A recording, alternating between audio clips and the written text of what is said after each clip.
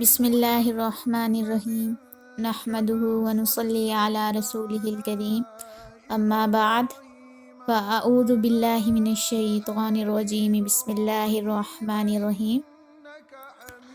السلام علیکم ورحمۃ اللہ وبرکاتہ۔ امید ہے آپ سب خیریت سے ہوں گے۔ تو آج جو میرا موضوع ہے جس کے بارے میں نے آپ لوگوں کو بتانا ہے وہ ہے حضرت عمر رضی اللہ تعالیٰ عنہ، کہ حضرت عمر رضی اللہ تعالیٰ عنہ شروع میں تو اسلام سے سخت نفرت کرتے تھے، پھر وہ ایمان کیسے لائے۔ تو آج میں آپ لوگوں کو حضرت عمر رضی اللہ تعالیٰ عنہ کے ایمان لانے کا واقعہ بتاؤں گی۔ ایک مرتبہ درود شریف پڑھتے ہیں، اللہم صلی علی محمد وعلی آل محمد کما صلیت علی ابراہیم وعلی آل ابراہیم انک حمید مجید، اللہم بارک علی محمد وعلی آل محمد کما بارکت علی ابراہیم وعلی آل ابراہیم انک حمید مجید۔ تو حضرت عمر بن خطاب رضی اللہ تعالیٰ عنہ 6 نبوی میں ایمان لے کر آئے، یعنی کہ آپ صلی اللہ علیہ وسلم کے نبی بننے کے، جب آپ صلی اللہ علیہ وسلم کو نبوت ملی اس کے 6 سال بعد حضرت عمر رضی اللہ تعالیٰ عنہ ایمان لائے۔ اصلی اور حقیقی سبب تو رسول کریم صلی اللہ علیہ وسلم کی دعا تھی، جیسا کہ روایات میں ہے کہ آپ صلی اللہ علیہ وسلم نے یہ دعا فرمائی کہ اے اللہ، ابو جہل اور عمر بن خطاب میں سے جو تیرے نزدیک زیادہ محبوب ہو اس سے اسلام کو عزت دے۔ چنانچہ بذریعہ وحی آپ صلی اللہ علیہ وسلم پر یہ منکشف ہوا، یہ ظاہر ہوا کہ ابو جہل اسلام نہ لائے گا، تو اسی وقت آپ صلی اللہ علیہ وسلم نے خاص حضرت عمر کے لیے یہ دعا کی، اے اللہ، خاص عمر بن خطاب سے اسلام کو قوت دے۔ تو حضرت عمر رضی اللہ تعالیٰ عنہ کے اسلام کا اصلی اور حقیقی سبب تو رسول اللہ صلی اللہ علیہ وسلم کی دعا ہے۔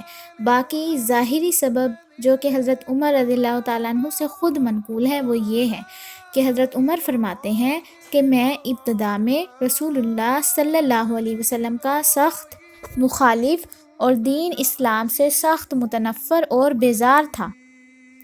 ابو جہل نے یہ اعلان کیا کہ جو شخص محمد صلی اللہ علیہ وسلم کو قتل کر ڈالے اس کے لیے میں 100 اونٹ کا کفیل اور ضامن ہوں۔ عمر رضی اللہ تعالیٰ عنہ کہتے ہیں کہ میں نے بالمشافہ ابو جہل سے یہ دریافت کیا کہ تمہاری جانب سے کیا یہ کفالت اور ضمانت صحیح ہے؟ ابو جہل نے کہا ہاں۔ عمر رضی اللہ تعالیٰ عنہ کہتے ہیں کہ میں آپ صلی اللہ علیہ وسلم کے قتل کے ارادے سے تلوار لے کر روانہ ہوا۔ راستے میں ایک بچھڑا نظر آیا جسے لوگ ذبح کرنے کا ارادہ کر رہے تھے۔ میں بھی دیکھنے کے لیے کھڑا ہو گیا تو دیکھتا کیا ہوں، یکا یک کوئی پکارنے والا بچھڑے کے پیٹ میں سے پکار کر یہ کہہ رہا ہے، اے آل ذریح، ایک کامیاب امر ہے کہ ایک مرد ہے جو فصیح زبان کے ساتھ چیخ رہا ہے، لوگوں کو شہادت اللہ الہ الا اللہ وان محمد رسول اللہ کی طرف بلا رہا ہے۔ حضرت عمر فرماتے ہیں کہ آواز سنتے ہی یہ معاملہ میرے دل میں ایک خیال آیا کہ یہ مجھ کو ہی آواز دی جا رہی ہے اور میں ہی اس آواز کا مخاطب ہوں، اور بچھڑے میں سے آواز سنائی دینے کا واقعہ صحیح بخاری میں بھی مذکور ہے، یعنی کہ بخاری شریف کی جو حدیث ہے، اس بخاری شریف کی جو کتاب ہے ان میں بھی یہ واقعہ موجود ہے۔ لیکن پھر بھی اپنے ارادے سے، حضرت عمر کہتے ہیں، میں پھر بھی اپنے ارادے سے باز نہ آیا اور آگے بڑھا۔ کچھ قدم چل کر نعیم بن عبداللہ نہام رضی اللہ تعالیٰ عنہ ملے اور پوچھا کہ اے عمر، اس دوپہر میں کس ارادے سے جا رہے ہو؟ عمر نے کہا، محمد صلی اللہ علیہ وسلم کے قتل کا ارادہ ہے۔ نعیم رضی اللہ تعالیٰ عنہ نے کہا، محمد صلی اللہ علیہ وسلم کو قتل کر کے بنی ہاشم اور بنی زہرہ سے کس طرح بچ سکو گے؟ عمر رضی اللہ تعالیٰ عنہ نے کہا، میں گمان کرتا ہوں کہ تو صابی، یعنی کہ تو بھی بے دین ہو گیا ہے اور اپنا آبائی مذہب چھوڑ بیٹھا ہے۔ نعیم رضی اللہ تعالیٰ عنہ نے کہا، تم مجھ سے کیا کہتے ہو؟ تم کو معلوم نہیں کہ تمہاری بہن فاطمہ بنت خطاب رضی اللہ تعالیٰ عنہ اور تمہارے بہنوئی سعید بن زید رضی اللہ تعالیٰ عنہ دونوں صابی ہو چکے ہیں اور تمہارا دین چھوڑ کر اسلام قبول کر چکے ہیں۔ حضرت عمر یہ سنتے ہی غصے میں بھرے ہوئے بہن کے گھر پہنچے۔ حضرت خباب رضی اللہ تعالیٰ عنہ جو ان کی بہن اور بہنوئی کو تعلیم دے رہے تھے، وہ حضرت عمر کی آہٹ سنتے ہی چھپ گئے۔ عمر گھر میں داخل ہوئے اور بہن اور بہنوئی سے کہا، شاید تم دونوں صابی ہو گئے ہو۔ بہنوئی نے کہا، اے عمر، اگر تمہارا دین حق نہ ہو بلکہ اس کے سوا کوئی دوسرا دین حق ہو تو بتاؤ کیا کرنا چاہیے۔ بہنوئی کا یہ جواب دینا تھا کہ عمر رضی اللہ تعالیٰ عنہ ان پر پل پڑے، یعنی کہ ان پر غصے سے ان کو مارنا شروع کر دیا۔ بہن شوہر کے چھڑانے کے لیے آئیں تو ان کو اس قدر مارا کہ چہرہ خون آلود ہو گیا۔ اس وقت بہن نے یہ کہا، اے خطاب کے بیٹے، تجھ سے جو کچھ ہو سکتا ہے وہ کر لے، ہم تو مسلمان ہو چکے ہیں۔ اے اللہ کے دشمن، تو ہم کو محض اس لیے مارتا ہے کہ ہم اللہ کو ایک مانتے ہیں؟ خوب سمجھ لے کہ ہم اسلام لا چکے ہیں، اگرچہ تیری ناک خاک آلود ہو۔ حضرت عمر کو یہ سنتے ہی حیا آئی تو انہوں نے کہا، اچھا، جو تم پڑھ رہے تھے وہ مجھے بھی دکھاؤ۔ یہ سنتے ہی حضرت خباب جو مکان کے کسی گوشے میں چھپے ہوئے تھے فوراً باہر نکل آئے۔ تو بہن نے کہا، تو ناپاک ہے اور قرآن پاک کو پاک لوگ ہی چھو سکتے ہیں، جاؤ وضو کر آؤ۔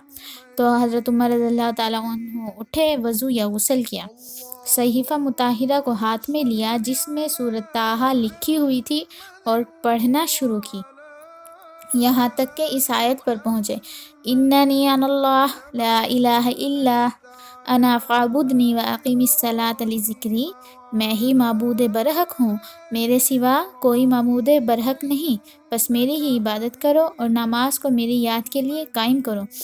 بے ساختہ حضرت عمر بول اٹھے، کیا ہی اچھا اور بزرگ کلام ہے۔ حضرت خباب نے حضرت عمر سے کہا کہ اے عمر، تم کو بشارت ہو، میں امید کرتا ہوں کہ رسول اللہ صلی اللہ علیہ وسلم کی دعا تمہارے حق میں قبول ہوئی ہے۔ عمر رضی اللہ تعالیٰ عنہ نے کہا، اے خباب، مجھے حضور کریم صلی اللہ علیہ وسلم کے پاس لے چلو۔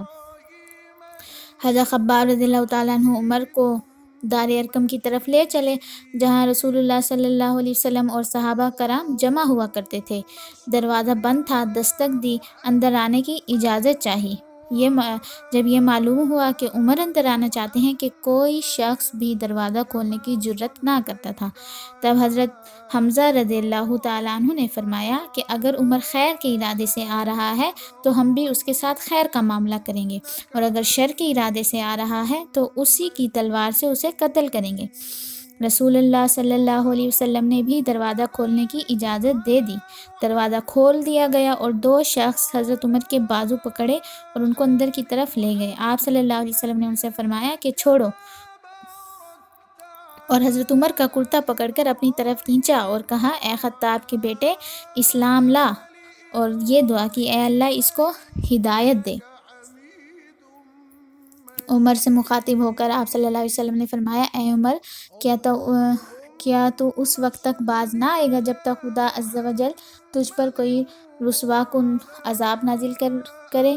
عمر رضی اللہ تعالیٰ عنہ نے عرض کیا، یا رسول اللہ، اس لیے حاضر ہوا ہوں کہ ایمان لے آؤں اور اس کے رسول اللہ پر اور اس کے رسول صلی اللہ علیہ وسلم پر جو کچھ بھی اللہ کی طرف سے نازل ہوا ہے اور اس پر۔